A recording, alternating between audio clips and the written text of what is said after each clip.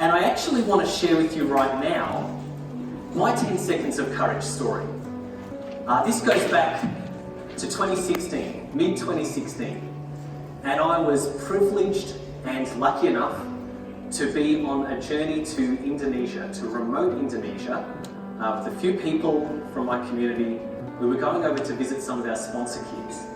Leisha and I had sponsor kids since we were first married, and a few people in our town were going over to visit them. So I got to go over to Indonesia and visit one of our sponsor kids. And I remember it was a hugely impacting journey.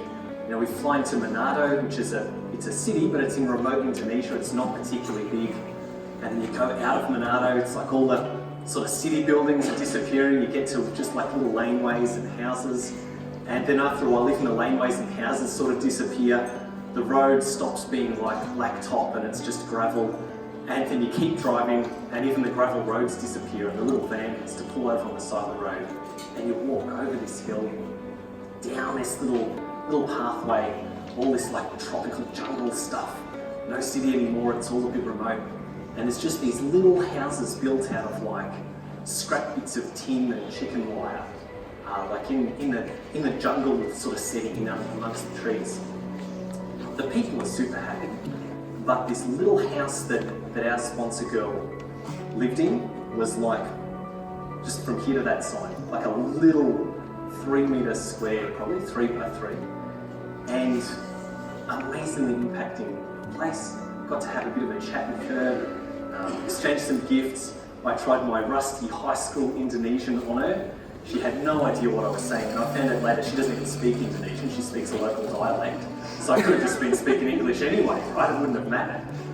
But it was a hugely impacting journey for me, and part of what I found in that journey was that I met these amazing teachers and trainers that were working with these kids to help them to have a better life. They would feed them, they would educate them, and help them to grow into an adulthood where they could get jobs and whatever is available in their community. It's still not a lot, but escape from that extreme poverty. And I came back from that journey. It was an 8-day trip. Came back to my office where I was running a digital marketing agency. I loved my job, by the way. I really enjoyed that. Sat down at my computer, screen there, 200 emails. And I sat there for a day, just like, and I came home to Leash that night and I said, babe, let's sell everything and move to Indonesia. And she was like, you know, that's not gonna happen.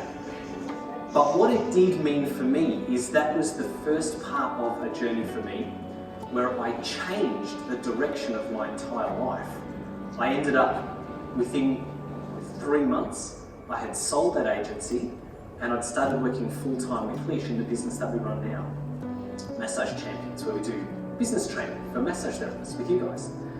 And my most exciting part of that whole story is that because of that journey, we now sponsor a child on behalf of every one of our core clients, which means we're currently sponsoring 40-something kids every month from that community that I went over to.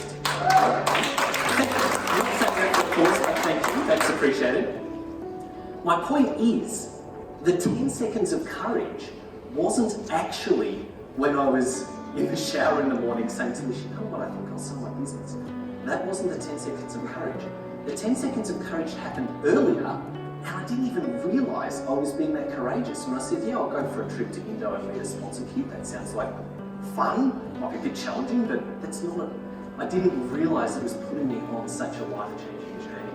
And I think that's sometimes how it happens, right? The small decisions that we make change the future of where we are. They change the trajectory that our life is on. Sometimes we don't even know what's going to change until we've made that decision and hopped on the right trajectory.